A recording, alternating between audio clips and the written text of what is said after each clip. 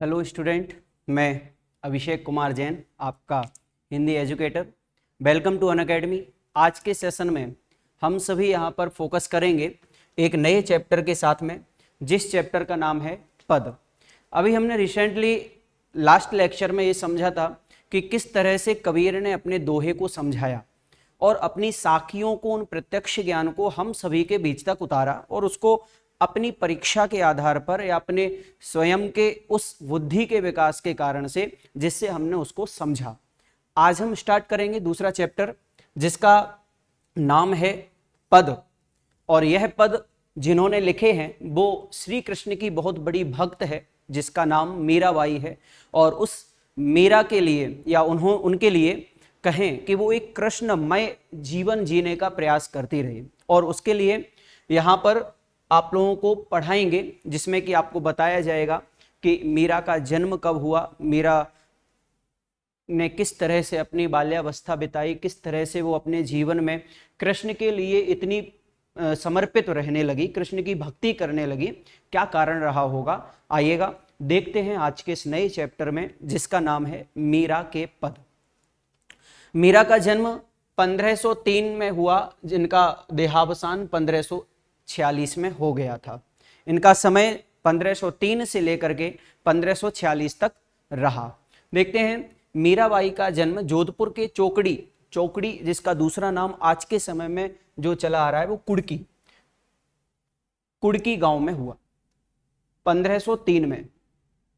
13 वर्ष की उम्र में मेवाड़ के महाराणा सांगा के कुंवर भोजराज से उनका विवाह हुआ। उनका जीवन दुखों की छाया में ही बीता। बाल्यावस्था में ही मां का देहांत हो गया था। विवाह के कुछ ही साल बाद पहले पति, फिर पिता और एक युद्ध के दौरान स्वसुर का मतलब होता है उनके ससुर जी का भी देहावसान हो गया था। भौतिक जीवन से निराश मीरा ने घर परिवार त्याग दिया और वृंदावन में डेरा डाल लिया। पूरी तरह गिरधर गोपाल कृष्ण के प्रति समर्पित हो गए। इस पैराग्राफ में उनके लिए बताया कि मीराबाई का जन्म चौकड़ी गांव में हुआ, ऐसा माना जाता है। और एक प्रश्न आप लोगों के लिए, जो कि आपके लिए मैं उत्तर दूंगा बाद में, जिससे आपको अपना उत्तर खोजना है कि यहां पर जो एक माना जाता है, क्या उनका जन्म निश्चित नहीं था या डेट फिक्स मतलब कि नहीं बताई गई थी, या कहें कि उनका जन्म इस समय माना गया, ऐसा क्यों बताया गया। इस प्रश्न का उत्तर आप लोग अभी थोड़ी देर बाद देंगे और मैं आप लोगों को इसका उत्तर बताऊंगा। इनकी उम्र 13 वर्ष की उम्र थी जब इनका विवाह मेवाड़ के महाराणा सांगा के कुंवर भोजराज से हो गया। एक समय ऐसा रहा, अपने जीवन के दुखों का उन्होंने ऐसा झेला जिसमें बाल्यावस्था में ही इनकी मां का देहांत हो गया था। इनकी मां देहावसान हो गई थी और कुछ ही साल बाद में, विवाह होने के कुछ ही वर्ष बाद में, कुछ ही समय पर्यंत उनके पति का मरण हो गया और फिर उनके पिता का भी मरण हो गया। एक समय ऐसा रहा जब युद्ध में गए हुए उनके ससुर थे, उनका भी देहावसान कब हो गया? एक युद्ध के दौरान हो गया। भौतिक जीवन से निराश मीरा ने घर परिवार छोड़ दिया। मतलब वो अब अपने आप को निराशावान प्रतीत करने लगी। क्योंकि उनको ऐसा लगने लगा कि कहाँ तक इस जीवन को अकेले जिए, इससे अच्छा है कि मैं अपने जीवन को भगवान के प्रति समर्पित कर दूं। श्री कृष्ण की भक्ति करते हुए मीराबाई ने अपने जितने भी पद हैं उन्हीं की भक्ति की है, उन्हीं के बारे में समझाया है, उन्हीं के बारे में बताया है और खुद अपने आप को भी उनके लिए समर्पित हो गई। तो वह अपने जीवन से निराश होकर के अपने घर परिवार का त्याग कर दिया और वृंदावन में जाकर के अपना डेरा जमा लिया। वो अपने आप को वृंदावन का मानने लगी और वृंदावन में जाकर के ही निवास करने लगी। पूरी तरह गिरधर गोपाल कृष्ण के प्रति समर्पित भी हो गए। वो मीराबाई जो है श्री कृष्ण के लिए, गिरधर गोपाल जिसे हम कहते हैं, श्री कृष्ण का दूसरा नाम है, पर्यायवाची नाम है। गिरधर इसलिए कहा जाता है क्योंकि उन्होंने गिरि यानी कि पर्वत को धर यानी धारण किया था, इसलिए उनको गिरधर कहते हैं। गोपाल इसलिए भी कहा जाता है क्योंकि वो गायों के पालक होते हैं, इसलिए उनको गोपाल कहा जाता है। इसलिए श्री कृष्ण के ये दोनों ही नाम हैं और वो अपना जीवन जो है उन्हीं श्री कृष्ण के लिए समर्पित कर देती है।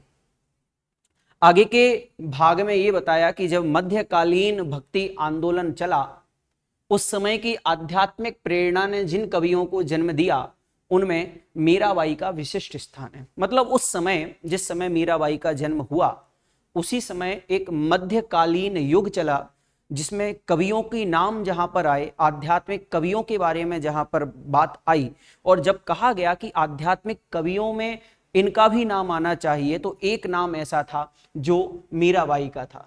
उनका भी एक विशिष्ट स्थान रहा कि जो आध्यात्मिक कवियों में मानी गई। इनके पद पूरी उत्तर भारत सहित गुजरात, बिहार और बंगाल तक भी प्रचलित थे। इन्होंने जितने भी पद लिखे हैं वो पद केवल और केवल वृंदावन तक ही नहीं सीमित रहे, बल्कि गुजरात, बिहार और बंगाल में भी इनके प्रचलित रहे हैं। मीरा हिंदी और गुजराती दोनों की ही कवित्री मानी जाती है। इन्होंने जितने भी पद लिखे हिंदी भाषा में लिखे अथवा गुजराती भाषा में लिखे, क्योंकि इन दोनों ही भाषाओं को बहुत अच्छी तरह से वो जानते थे। हालांकि हम सभी ने अभी तक पढ़ा होगा, 9th में भी हमने पढ़ा है, 8th में भी पढ़ा हुआ है कि जितने भी कवि हुए हैं, जितने भी लेखक हुए हैं, उन्हें केवल एक ही भाषा का ज्ञान नहीं रहा है। चाहे आप मुंशी प्रेमचंद को पढ़ लो, चाहे आप कबीरदास को पढ़ लो, चाहे आप रहीम को पढ़ लो, और चाहे आप किसी भी ऑथर को पढ़ लें, कि कोई भी लेखक है जो उसको हम पढ़ सकते हैं, उनको 2 या 2 से अधिक भाषाओं का ज्ञान होता था। क्यों होता था? क्योंकि जब वे अपनी कविताएं लिखते थे, जब वे अपने ग्रंथ या अपने कहानियों को लिखते थे, तो उस समय इन लोगों के लिए उन भाषा का भी प्रयोग करना पड़ता था, उन शब्दों का भी प्रयोग करना पड़ता था जो हिंदी के अलावा वाले शब्द हुआ करते थे। तो यहाँ पर माना जाता है कि मीराबाई जो है वो हिंदी और गुजराती दोनों की ही कवित्री थी, क्योंकि इन्होंने दोनों में ही कविताएं लिखी। संत रैदास की शिष्या मीरा की कुल 7-8 कृतियां ही उपलब्ध हैं। देखें, मैं आपको एक और चीज से अवगत कराना चाहता हूं कि भाई आप लोग अगर मान लीजिए 10th क्लास पढ़ रहे हैं, तो आपने 9th क्लास में जब हिंदी की बुक पढ़ी होगी और उसमें सबसे पहला वाला चैप्टर था संत रैदास का, जिनका दूसरा नाम है संत रविदास। उन्हीं की ही शिष्या जो हैं वो कौन थी? मीराबाई थी। तो संत रैदास जो हैं उनकी शिष्या हैं मीराबाई, और उन मीराबाई की कुल 7 से 8 कृतियां हैं, रचनाएं हैं जो उनके आज उपलब्ध हैं, जिनको हम पढ़ सकते हैं। मीरा की भक्ति दैन्य और माधुर्य भाव की है। दैन्य का मतलब होता है कि कुछ देने वाली, दैन्य का मतलब देने वाली, या उसके प्रति या दीन भावना वाली है, कि करुणा भावना वाली है, कि भगवान से हम कुछ मांग रहे हैं, भगवान से हम कुछ प्रार्थना कर रहे हैं, इस तरह की भावना वाली है। और दूसरी है माधुर्य भाव। माधुर्य भाव का मतलब होता है कि जिसमें मधुरता हो, मिठास हो, जिनकी भाषा, जिनकी बोली, जिनके उच्चारण में, जिनके अर्थ में मिठास आ रही हो, ऐसे माधुर्य भाव की है। इन पर योगियों यानी कि जो तपस्या करते हैं, संत और वैष्णव भक्तों का सम्मिलित प्रभाव पड़ा है। मतलब जो मीराबाई हैं उनकी जितनी भी कृतियां हैं, उनकी भक्ति है, उनके ऊपर योगियों की, संतों की और वैष्णव भक्तों की सम्मिलित प्रभाव पड़ा है। उन तीनों का एक सम्मिलित समान रूप से उनके ऊपर एक ऐसा प्रभाव रहा है।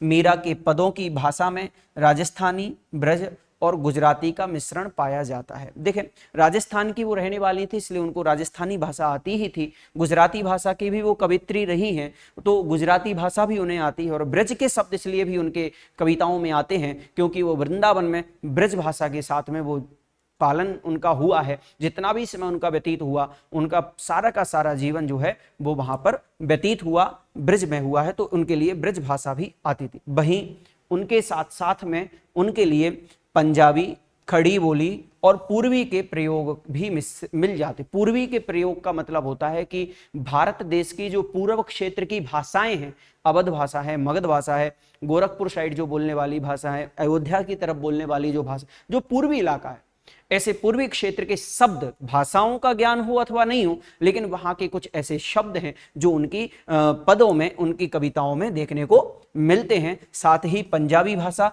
साथ ही खड़ी बोली। खड़ी बोली का मतलब होता है कि जो बिल्कुल सीधी सपाट बोली होती है, जिसको हम बोलने में ना झिझकते हैं ना कुछ भी डरते हैं, ऐसी भाषाएं जो होती हैं वो खड़ी बोली होती है। आगे चलते हैं। कहा कि कहते हैं पारिवारिक संतापों से मुक्ति पाने के लिए मीरा घर द्वार छोड़कर वृंदावन में जा बसी थी और कृष्णमय हो गई थी। यहां पर अब पाठ का प्रवेश बता रहे हैं कि हमें किस तरह से इस पाठ में पढ़ना है, किस तरह से इसमें बातचीत आई हुई है। तो सबसे पहले तो उन्होंने ये कहा कि पारिवारिक संताप यानी पारिवारिक दुख इतने उनके ऊपर हो गए थे, जिनके निवारण के लिए, उस संताप को दूर करने के लिए या उनसे मुक्ति पाने के लिए, उनसे दूर होने के लिए मीरा अपने घर को छोड़ करके वृंदावन में जाकर के रहने लगी थी और कृष्णमय हो गई थी। मतलब उन्होंने अपने आप को कृष्ण रूपी बना लिया था कि भाई जो कुछ है वो सब कृष्ण का है, कृष्ण से ही जीवन है, कृष्ण से ही मरण है, कृष्ण से ही मेरा पूरा संपूर्ण जीवन है। उन्होंने अपने आप को पूरा कृष्ण के रूप में भी परिवर्तित कर लिया था, अथवा ये कहें कि मीरा या कृष्ण दोनों एक हैं, इस तरह से उन्होंने अपने आप को मान लिया था। इनकी रचनाओं में इनके आराध्य कहीं निर्गुण निराकार ब्रह्म, कहीं सगुण साकार गोपी बल्लभ श्री कृष्ण, और कहीं पर निर्मोही परदेसी जोगी के रूप में संकल्पित किए गए हैं। संकल्पित का मतलब होता है कि उन्होंने जितनी भी कविताएं लिखी, 7-8 कविताएं जो देखने को मिलती हैं, जो पद उनके देखने को मिलते हैं, हम पढ़ रहे हैं, उनमें श्री कृष्ण भगवान के लिए उन्होंने कहीं पर तो निर्गुण निराकार ब्रह्म रूप माना है कि वो केवल एक ब्रह्म है जो हमें दिखाई नहीं देता है, अपनी लीन रहता है, अपने आप में मग्न रहता है, इस तरह से उसमें बताया है। एवं कहीं कहीं पर उनको श्री कृष्ण गोपी वल्लभ भी कहा, सगुण भी कहा, गुण से सहित भी माना है, साकार भी कहा है। साकार का मतलब होता है कि वो हमें दिखाई देने वाले हैं, वो हमें दिख रहे हैं, ऐसा उनका स्वरूप होता है, ऐसा उनका बाल्य जीवन था, ऐसा उनका यौवन था, उनका ऐसा वृद्धा, जो भी उनकी अवस्थाएं रही हैं, जो भी उन्होंने कार्य किए हैं, उन लीलाओं को अवगत कराती हुई वो साकार रूप, सगुण रूप भी गोपी वल्लभ श्री कृष्ण को बताती है। और कहीं पर वो संकल्पना करती है, कहीं पर ऐसी भी सोच रखती हैं कि जो श्री कृष्ण है वो निर्मोही है, परदेसी हैं, जोगी हैं, इसके रूप में भी उन्होंने श्री कृष्ण को संकल्पित किया है। संकल्पित का मतलब होता है कि जैसा नहीं है लेकिन उसको वैसा भी सोचना, जो है उसको वैसे भी सोचना और जो नहीं है उसको भी सोचना, ये संकल्पना कहलाती है। इमेज करना, अपने आप में वो एक चित्र धारण कर लेना और उसी बात को समझाना, बताना उनकी कविताओं में सबसे ज्यादा रहा है। बे गिरधर गोपाल के अनन्य और एक निष्ठ प्रेम से अभिभूत हो उठी थी। मतलब श्री कृष्ण जो श्री कृष्ण की भक्ति करने वाली मीरा थी, वह मीराबाई गिरधर गोपाल के जो एक अनन्य भक्त हैं और अनन्य और एक निष्ठ प्रेम। एक निष्ठ प्रेम का मतलब होता है कि जो निष्ठा से केवल एक ही प्रेम में हो, उससे वो ज्यादा अभिभूत होती थी। अभिभूत का मतलब होता है उनके अंदर एक अलग ही उमंग आ गई थी कि श्री कृष्ण जो हैं वही सबसे प्रिय हैं और उन्हीं के लिए मेरी भक्ति हमेशा रहेगी, इस तरह के भाव उनके अंदर आ गए थे। आगे कहा कि जब हम इस पाठ को पढ़ेंगे तो प्रश्न आया भी आप लोगों की तरफ से कि सर इस पाठ में है क्या, हम इस पाठ में पढ़ेंगे क्या, जो दोनों पद दिए गए उन दोनों पद में किसका वर्णन है। तो हम बताते हैं आपके लिए कि जो पाठ हम पढ़ने वाले हैं उसमें संकल्पित दोनों पद मीरा के इन्हीं आराध्य को संबोधित हैं। मतलब जो पद हम दोनों पढ़ेंगे, दोनों पद यहाँ पर जो पढ़ाए जाएंगे वो दोनों ही पद मीरा के ही लिखे हुए हैं और उनके आराध्य को संबोधित है। वो संबोधन करते हुए उसमें अपने आराध्य से बोलती हैं कि मेरे आराध्य जो हैं वो इस तरीके से। मीरा अपने आराध्य से मनुहार भी करती है, मतलब वो उनको अच्छा भी साबित करना चाहती है, उनको लाड़ भी लड़ाती है। मतलब उनको लड्डू गोपाल या कहें कि वो छोटे से बाल्यावस्था में कि जैसे लाड़ करती है, एक माँ अपने बेटे को लाड़ करती है, वैसे ही यहाँ पर मीराबाई भी श्री कृष्ण से लाड़ करती हैं। तो वो अवसर आने पर, तो ऐसे कोई ऐसे अवसर आते हैं, ऐसा कोई कार्य होता है जिससे वो उलाहना भी देती है। मतलब ऐसा नहीं है कि वो अपने आराध्य को मनुहार करती हो, अपने आराध्य के केवल लाड़ करती हो, ऐसा नहीं है। उसके साथ साथ अगर कभी उनको मौका मिलता तो अपने श्री कृष्ण को, क्योंकि एक भक्ति ही एक ऐसा माध्यम होता है कि जिसमें हम भगवान को डांट भी सकते हैं, उलाहना भी दे सकते हैं, तो वो अपने श्री कृष्ण आराध्य को उलाहना भी देते हैं और उससे कभी चूकती नहीं है। उनकी क्षमताओं का गुणगान स्मरण करती हैं तो उन्हें अपने कर्तव्य याद दिलाने में भी देर नहीं लगाती। कहीं कहीं श्री कृष्ण को मीराबाई अपने कर्तव्य भी याद दिलाती हैं। वो कहती हैं कि भाई अभी इतना समय हो गया और यह कार्य क्यों नहीं किया। तो कहीं कहीं पर वो अपनी क्षमता के अनुसार श्री कृष्ण के लिए उनका गुणगान करती है मीराबाई, और वो अपनी क्षमता के अनुसार उन्हीं श्री कृष्ण का स्मरण भी करती है। और अगर कहीं पर उन्हें अपने कर्तव्य याद दिलाने पड़ जाएं तो उससे भी वो कभी चूकती नहीं है, उनको भी वो याद दिलाती हैं। फिर आगे अब यहां पर उन सभी दोहे में से, उन सभी पद में से अब पहला पद जो है वो हम प्रारंभ करेंगे और इस पहले पद में आप लोगों को बताया जाएगा कि श्री कृष्ण से किस तरह से वह अपनी भक्ति के लिए जो है किस तरह से वो मांग करती है। देखते हैं। सबसे पहले पहला पद जो है उसको हम पढ़ेंगे। हरि आप हरो जन री भीर, द्रौपदी लाज राखी आप बढ़ायो चीर, भगत कारण रूप नर हरि धर्यो आप शरीर, बूढ़ तो गजराज राख्यो काटी कुंजर पीर, दासी मीरा लाल गिरधर हरो म्हारी भीर। तो इसका उच्चारण हमारे लिए इसी तरह से करना है और ये पद हैं। इन पद के लिए हमें उच्चारण करते समय इन सब बातों का ध्यान रखना भी बहुत जरूरी होता है। तो यहां श्री कृष्ण से वह कहती है कि श्री कृष्ण हरि यानी श्री कृष्ण आप हरो यानी कि दूर करो। क्या दूर करो? जन यानी लोगों की, भीर यानी पीड़ा।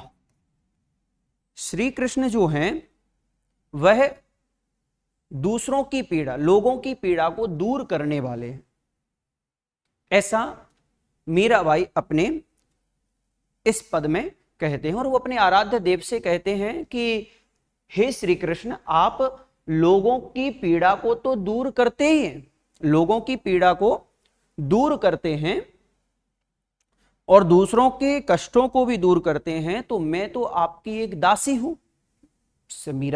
मीराबाई श्री कृष्ण से कहती है कि मैं तो आपकी एक दासी हूं।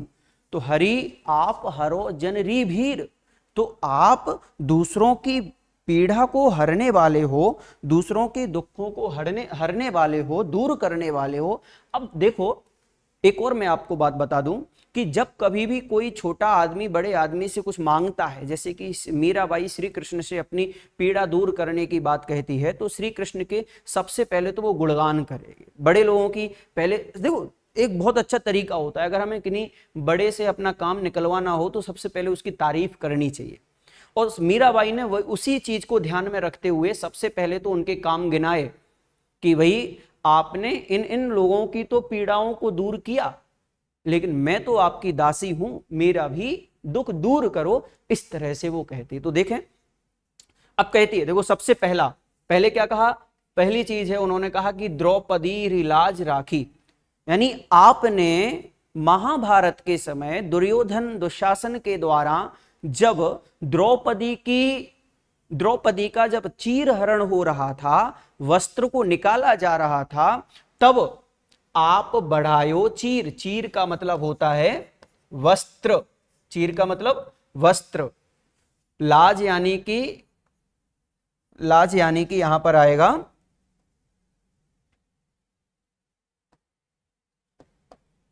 लाज यानी कि इज्जत, लाज यानी कि इज्जत।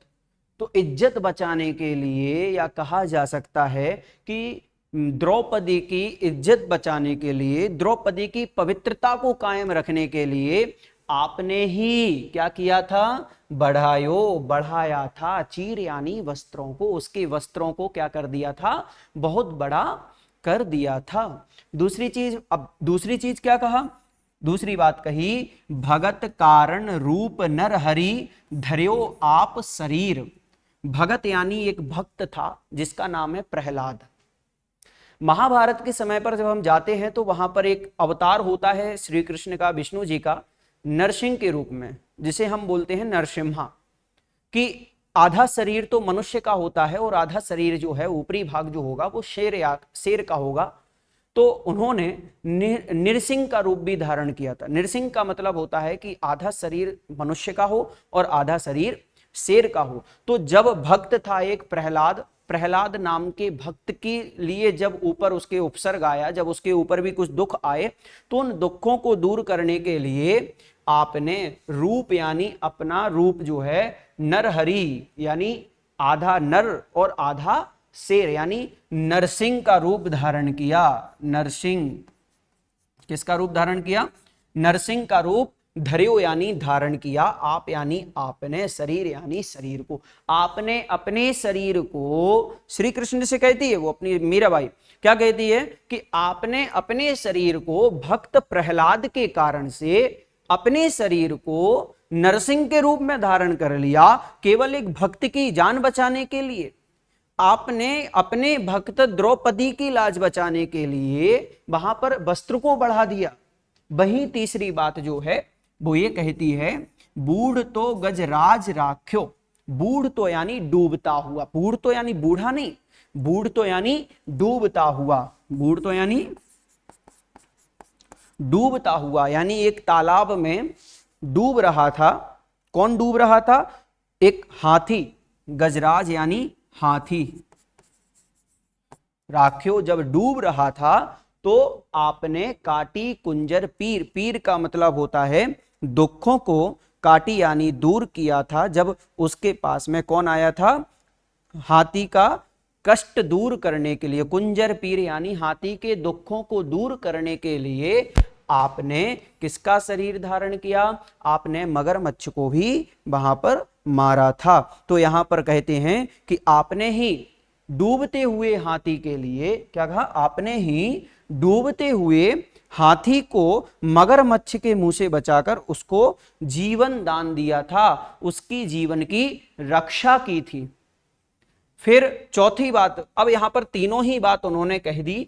तीनों ही बात कहने के बाद में फिर वो, अब देखो कोई भी शिष्य होगा जो गुरु से ऐसी नहीं मांगता है, गुरु से या भगवान से वो सबसे पहले उनकी उन कारनामों को याद दिलाएगा, जिससे कि हाँ उन्हें पता चले कि हाँ मैंने ऐसा काम किया। तो वैसे ही मीराबाई ने श्री कृष्ण के सभी काम गिना दिए जो मुख्य थे उस समय के, कि आपने द्रौपदी की लाज बचाने के लिए वस्त्रों को बढ़ा दिया था, आपने अपने भक्त प्रहलाद की रक्षा करने के लिए नरसिंह का रूप भी धारण कर लिया था, आपने डूबते हुए हाथी को मगरमच्छ के मुंह से भी बचा लिया था। अब वो कहती है कि दासी मीरा लाल गिरधर हरो म्हारी भीर। म्हारी यानी मेरी, किसकी? मेरी दासी, जो आपकी एक दासी है। कौन है? मीराबाई।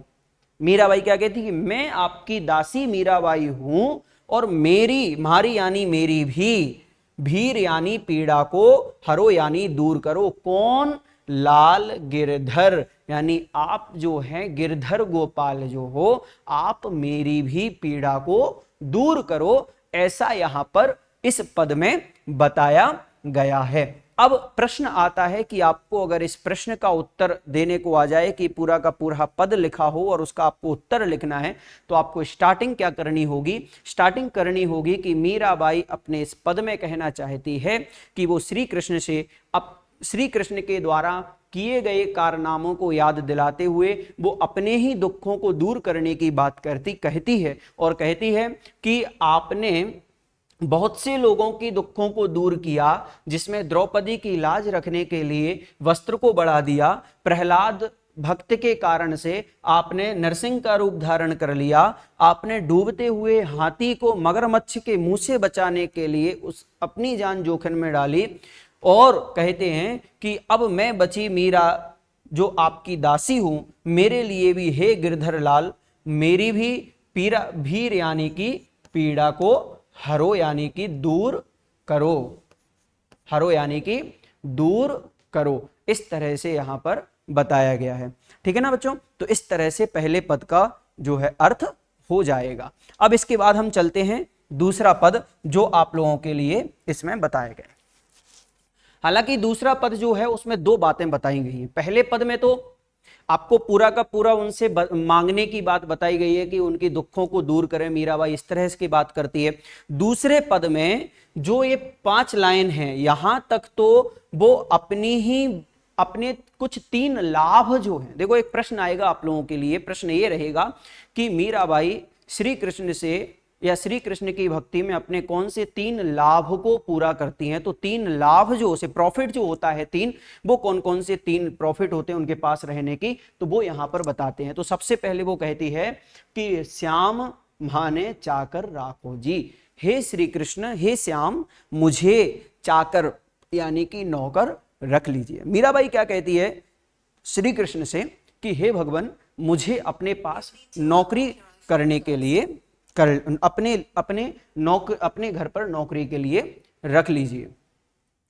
फिर कहती है गिरधारी लाला माने चाकर राखो जी, फिर से दोबारा इसी तरह की विनती करते हुए कहती है कि हे गिरधारी लाल, मुझे अपने घर पर चाकर यानी कि नौकरी करने के लिए रख लो। देखो अगर कोई भक्त भगवान के घर पर नौकरी करना चाहता है तो उसके पास कोई ना कोई प्रयोजन होता है कि वो उसके पास नौकरी क्यों कर रहा है। देखो सबसे सिंपल सी बात है, अगर हम कहीं पर भी नौकरी करते हैं, कहीं पर भी हम अपनी सेवाएं देते हैं, तो उसके साथ साथ हमारा कुछ मकसद होता है कि हम वो सेवाएं क्यों दे रहे हैं।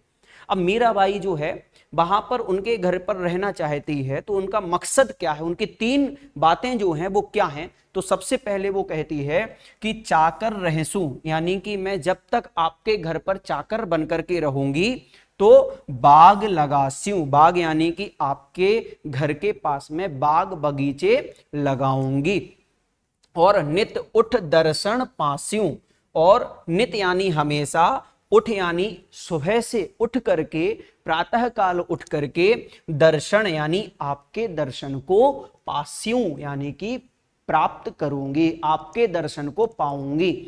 फिर दूसरी बात कहती है कि बिंदरावनरी कुंज गली में, सबसे पहली बात तो उसकी है कि आपके यहां नौकरी करने से आपके बगीचे को साज सज्जा करूंगी। जब आप बगीचे में घूमने आओगे तो बगीचे में आपके क्या करूंगी, दर्शन कर लूंगी। और फिर दूसरी बात कहती है कि वृंदावन, वृंदावन यानी वृंदावन की जो कुंज यानी छोटी छोटी सी, कुंज यानी सकरी, सकरी का मतलब होता है छोटी छोटी, जो बिल्कुल पगडंडियों जैसी गली हैं, उन गलियों में गोविंद लीला यानी मैं श्री कृष्ण भगवान की जो लीलाएं हैं उन लीलाओं को गास्यूं यानी गान करूंगी, उनके नाम का स्मरण करूंगी, उनकी बातों को लोगों तक पहुंचाऊंगी। जैसे कि कीर्तन करते हुए सारी गलियों में घूमते हुए उनके ही गुणों का नाम गाऊंगी, उनकी ही लीलाओं को गाऊंगी। चाकरी में दर्शन पास्यूं, अब वो ये कहती है कि जब मैं आपके दर्शन करूंगी, जब मैं आपके पास में चाकरी करूंगी, नौकरी करने का कारण क्या, अब इसमें देख लो, नौकरी करने में, नौकर बनने में दर्शन पासू यानी मैं आपके दर्शन को प्राप्त करूंगी। यानी सबसे पहले क्या बताया था, दर्शन पाना। तो पहला काम उसका क्या हो गया कि वो उसके घर पर रह करके और दर्शन करेगी। दूसरा सुमिरन पास्यू खर्चू, और सुमिरन यानी कि उनका स्मरण करेगी, उनके नाम का स्मरण करेंगे। जब वृंदावन की गलियों में नाम का स्मरण करेंगे तो वहां पर लोगों के द्वारा जो उन्हें अच्छा लगेगा वो कुछ पैसा, कुछ धन राशि जो है वो उनको देंगे, जिससे खर्ची यानी उनके जीवन का खर्चा निकल जाएगा। भाव भगति जागीरी पास्यूं, तीनों बातें सरसी, तीनों बातें यानी इस तरह तीनों बातें सरसी यानी मेरी तो फलीभूत हो जाएंगी। कैसे, और वह भाव भगति जागीरी पारूं, और मैं जागीरी यानी संपत्ति, जागीरी यानी संपत्ति, बसीहत, उसके पास में भाव भक्ति रूपी जो संपत्ति है, बसीहत है, वो भी उसे मिल जाएगी। इस तरह तीनों बातें सरसी, तीनों ही बात मेरी हो जाएंगी कि नाम स्मरण हो जाएगा, उनके पास रहना भी हो जाएगा, और तीसरा उन्होंने कहा कि मेरे पास खर्ची के लिए पैसे भी आ जाएंगे, भाव भक्ति भी मेरी हो जाएगी। इस तरह से यहां पर बताया गया है।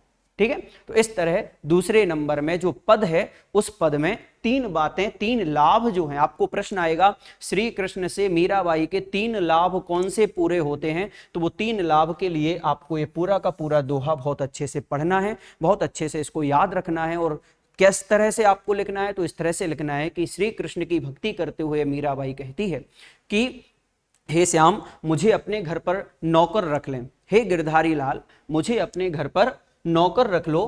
क्यों रख लो? क्योंकि जब मैं आपके घर नौकरी करूंगी तो आपके घर के बगीचे को सजाऊंगी, आपके घर बगीचे को बनाऊंगी, और उसके साथ साथ में जब आप सुबह बगीचे में घूमोगे तो मैं आपके दर्शन प्राप्त कर लूंगी। इसके साथ साथ में जब समय मिलेगा तो वृंदावन की छोटी छोटी गलियों में आपके ही नाम के स्मरण करते हुए आपका ही गुणगान गाऊंगी, आपके ही लीला को बताऊंगी, जिससे मुझे चाकरी में दर्शन, यानी इस तरह मैं आपके नौकरी करूंगी तो मुझे दर्शन मिल जाएंगे, और आपके स्मरण यानी गोविंद लीला, जब गलियों में घूम घूम करके आपकी लीलाओं का बखान करूंगी तो मुझे आपके नाम का स्मरण करने के साथ साथ मुझे कुछ पैसे, कुछ खर्चे के लिए पैसे मिल जाएंगे, जिससे मेरा खर्चा निकल जाएगा। और मेरे पास में जो भाव भक्ति है, भावों की भक्ति रूपी जो मेरे पास वसीयत है, जो मेरे पास संपत्ति है, इस तरह से मेरी जो तीनों बातें हैं वो मेरे तीनों लाभ पूरे हो जाएंगे। इस तरह से आपका दूसरा प्रश्न आ सकता है।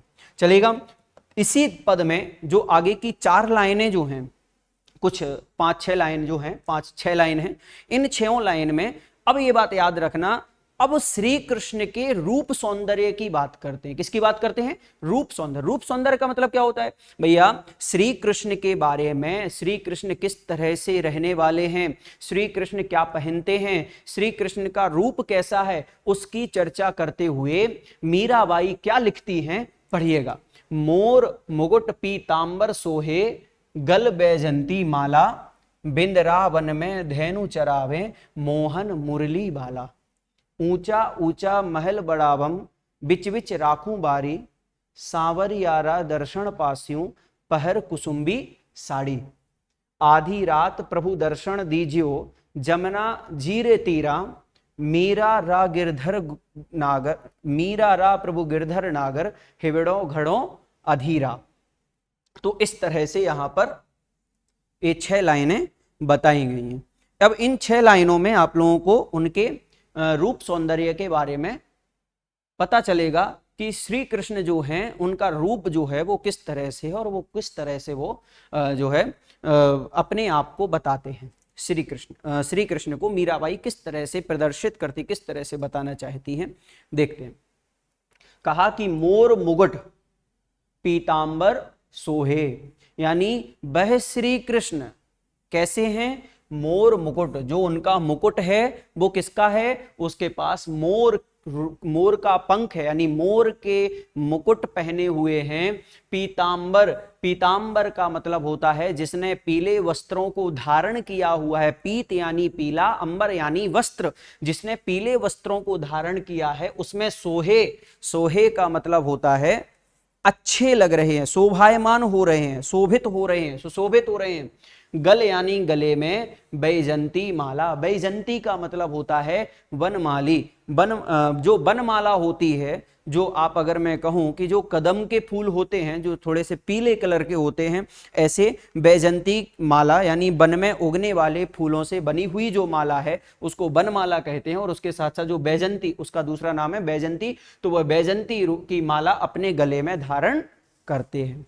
और क्या करते हैं? वृंदावन में धेनु चरावे, और वह वृंदावन में, जो वृंदावन की गली हैं, उस नगर में, उस शहर में धेनु यानी कि गाय को चराते हैं, घुमाने ले जाते हैं।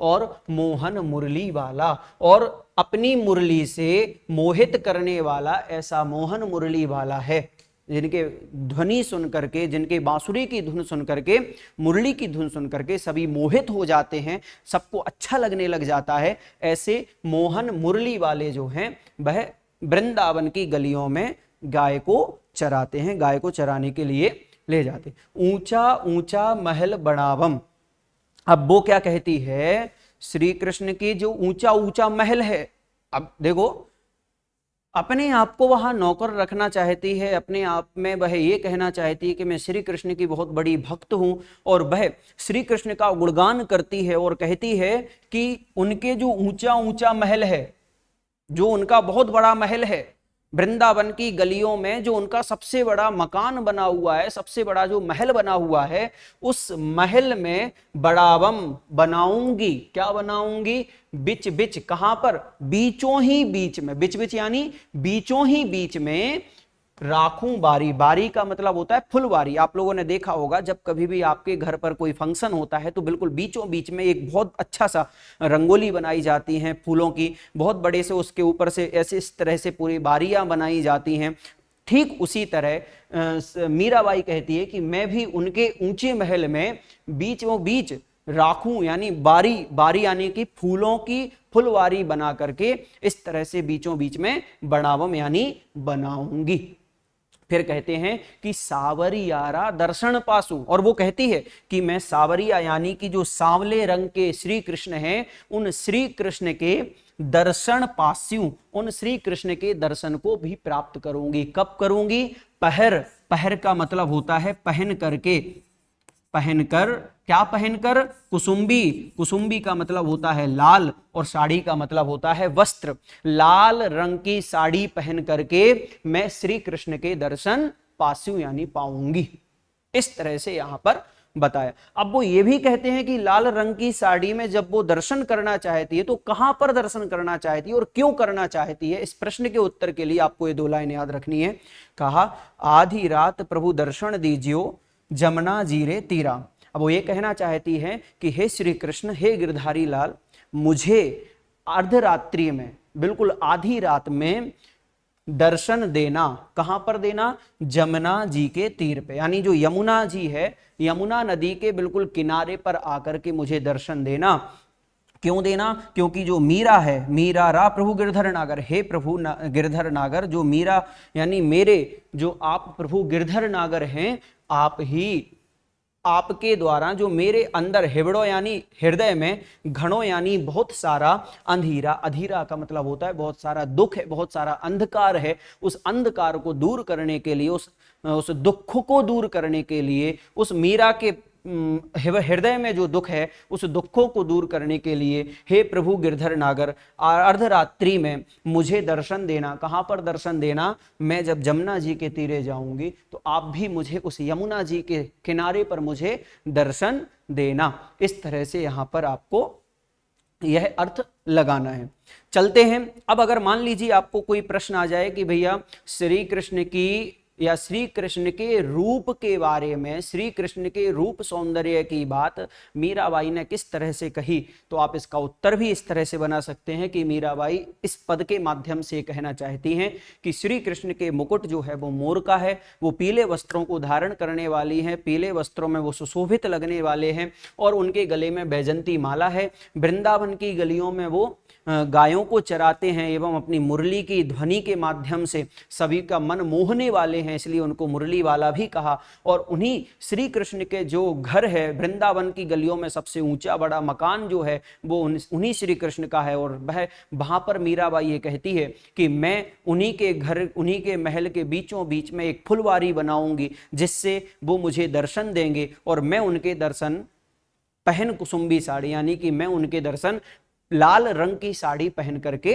करूंगी। और वो कहती हैं कि हे प्रभु, मुझे अर्धरात्रि में दर्शन देना, यमुना जी के किनारे मुझे दर्शन देना। क्यों देना? क्योंकि मैं मीराबाई, मेरे अंदर जो हृदय में इतना घना यानी अत्यंत अधीर भरा हुआ है, दुख भरा हुआ है, अंधकार भरा हुआ है, उसको दूर करने के लिए आप मुझे यमुना नदी के किनारे आकर के दर्शन देना। इस तरह से यहां पर बताया गया है और इस तरह से आपको इसका अर्थ लगाना है। अब चलते हैं हम इसकी एनसीईआरटी पे, जो हमारी जैसी बुक में ही जो क्वेश्चन आंसर हैं उन क्वेश्चन आंसर को हम थोड़ा सा पढ़ लेते हैं, समझ लेते हैं।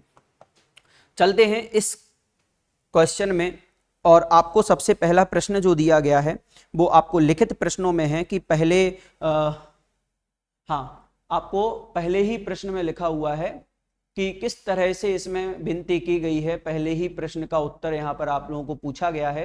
तो आप देखिएगा, आपके पास जो लिखित प्रश्न है उन लिखित प्रश्नों में आपको जो लिखना है आप उनके बारे में इसमें देखते जाइएगा। चलिए,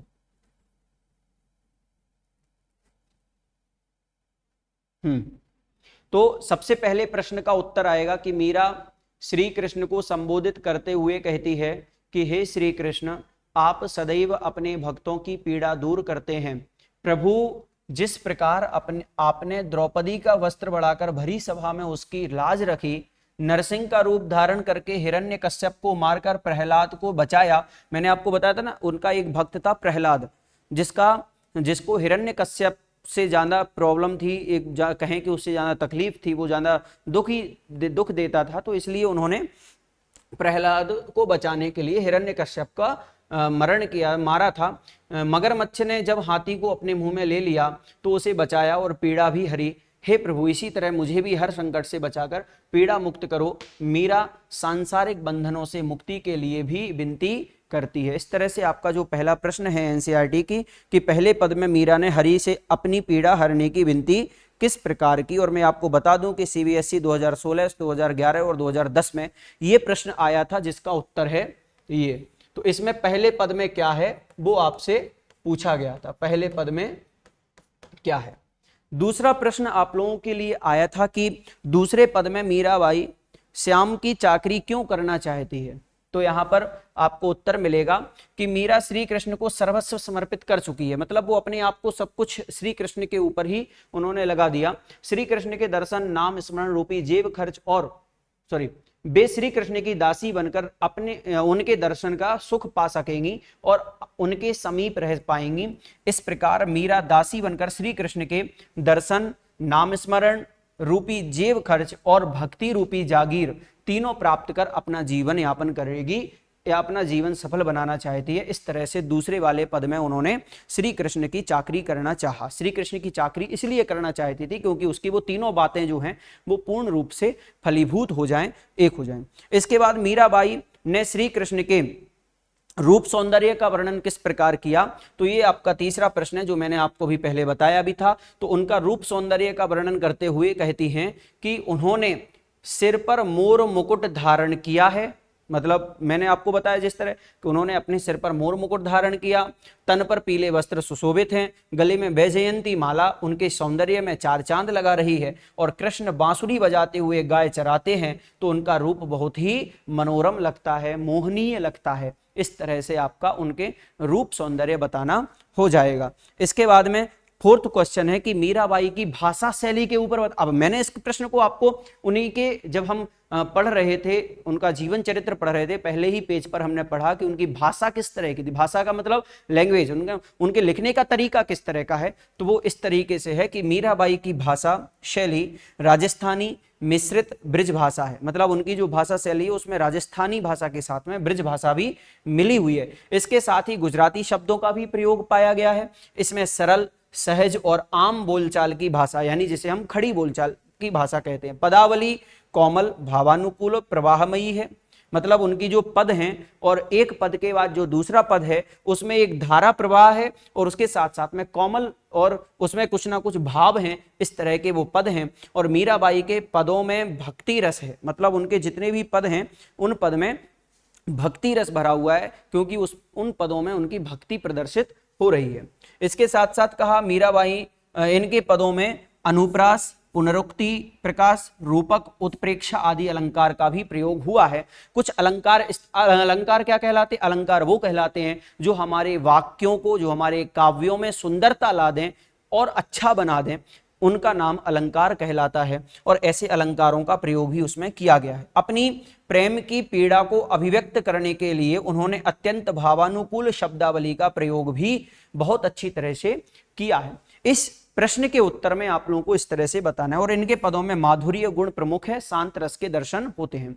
मतलब दो इसमें गुण है, एक माधुर्य गुण, एक शांत रस। माधुर्य गुण का मतलब है कि उनके जितने भी पद हैं उनमें मधुरता है, मिठास है, पढ़ने में अच्छा लगता है, पढ़ने में आनंद आता है। और दूसरा यह शांत रस है कि जब हम उनको पढ़ते हैं तो हमें कुछ शांति मिलती है, उनके पद पढ़ने से हमें कुछ अच्छा लगता है, इसलिए उनमें शांत रस भी है। इस तरह आपका फोर्थ क्वेश्चन हुआ।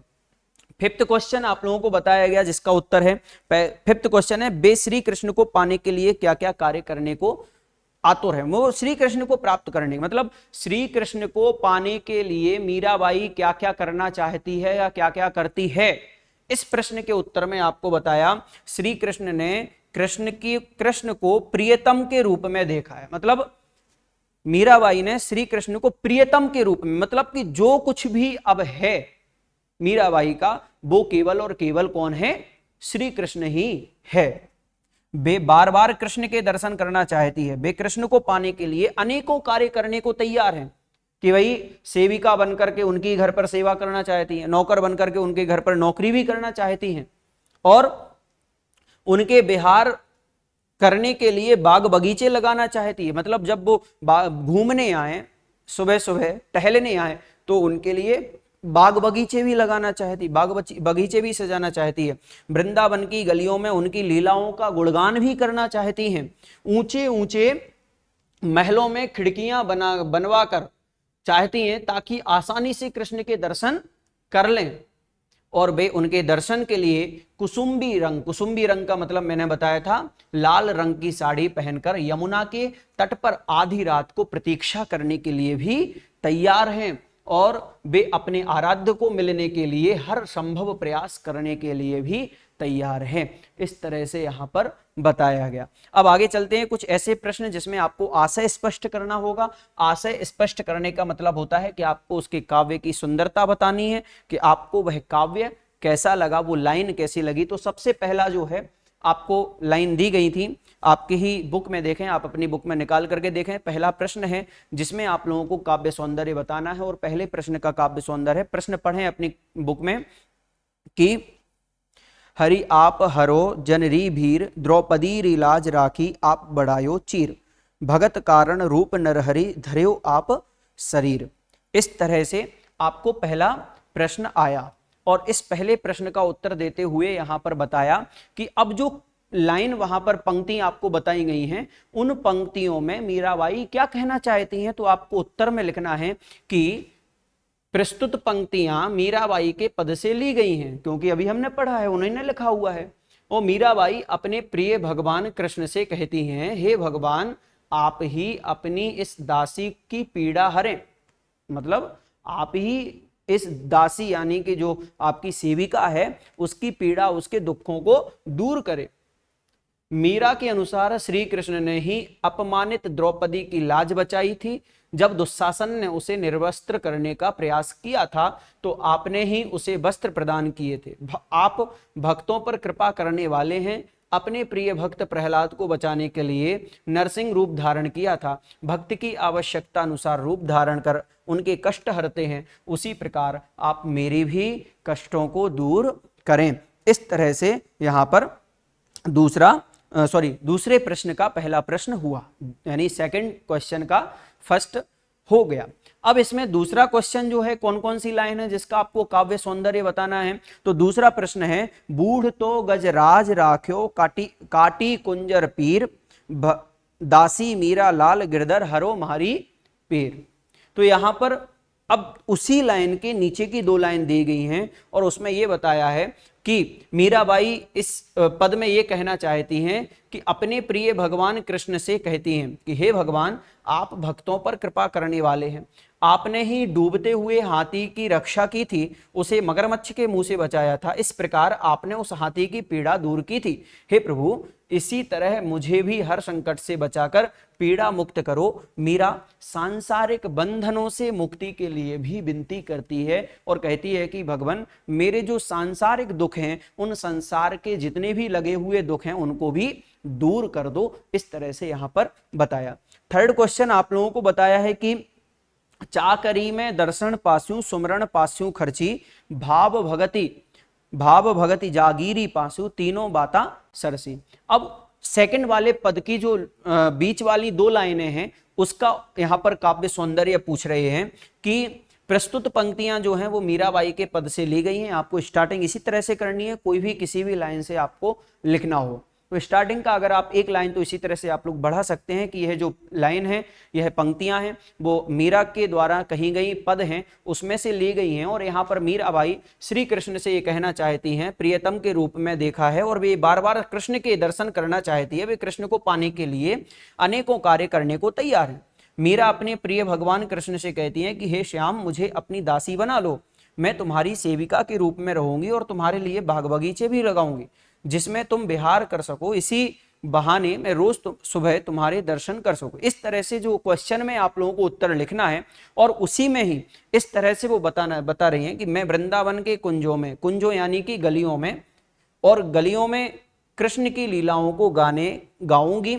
इस सेवा के बदले मुझे प्रभु दर्शन का अवसर भी मिलेगा। नाम स्मरण रूपी जेब खर्च प्राप्त हो जाएगा, यानी जब उनके नामों का स्मरण करूंगी तो मुझे कुछ जेब खर्च के लिए भी पैसे मिल जाएंगे। भावपूर्ण भक्ति की जागीर प्राप्त होगी, यानी कि मेरे द्वारा जो भावों से जो उनकी भक्ति की जा रही है, ऐसी भक्ति की मुझे वसीयत प्राप्त होगी। और इस तरह मेरा दासी बनकर श्री कृष्ण के दर्शन, नाम स्मरण रूपी जेब खर्च और भक्ति रूपी जागीर तीनों प्राप्त कर अपना जीवन सफल बनाना चाहती है। इस तरह से आपको ये दोनों ही प्रश्न जो हैं, इन दोनों ही क्वेश्चन को आपको अपनी कॉपी में लिखना है। आप अपनी कॉपी में व्यवस्थित तरीके से इन प्रश्नों के उत्तर को लिखें, और इसके साथ साथ में जो आपके ही एक और जो प्रश्न है वो इस तरह से है, भाषा अध्ययन का है। इसमें आप लोगों को कुछ नहीं करना है, केवल और केवल आपको ये पूछा गया था कि किस तरह से शब्दों में प्रचलित रूप बनते हैं। देखो जो जो शब्द मैं आपको इसमें बता दूं, कुछ ऐसे शब्द आपकी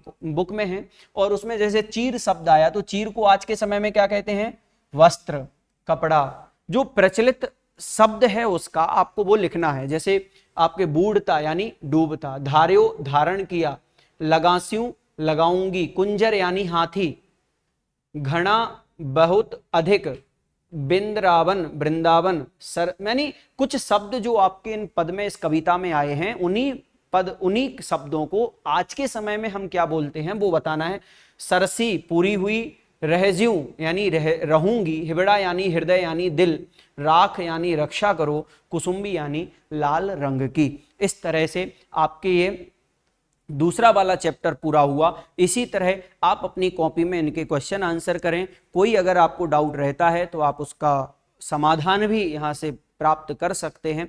देखो मैंने आपको एक प्रश्न किया था स्टार्टिंग में कि माना जाता है, इस तरह से अगर कहीं पर शब्द आता है तो वहां पर बिल्कुल डाउटफुल होता है कि उनका जन्म जो है वो इस तरह का माना जाता है, जो कि किन्हीं दूसरे कवि ने इस तरह का समझा। वो कैसे समझते हैं कि उनकी जो लिखावट होती है, उनके जो लिखने का तरीका होता है वो उस समय के अकॉर्डिंग था, इसलिए उन्होंने कहा कि इनका जन्म 1503 में हुआ माना जाता है। ऐसा कोई बिल्कुल निश्चित नहीं है कि 1503 में ही हुआ होगा, इसलिए वहां पर माना गया शब्द लिखा गया। इसी तरह मैंने लास्ट वाली क्लास में आपको बताया था कबीर वाले चैप्टर में कि कबीर का जन्म भी इसी तरह माना गया है, मतलब इसी समय ही हुआ होगा, ये वहां पर कहीं पर भी नहीं आया है। तो आप लोग इस तरह का ध्यान रखिएगा। आगे के चैप्टर के लिए आप बिल्कुल तैयार रहिएगा। मिलते हैं बहुत जल्दी एक और नए चैप्टर के साथ में, इसके बाद मनुष्यता वाले चैप्टर में। धन्यवाद, thank you, let's crack it.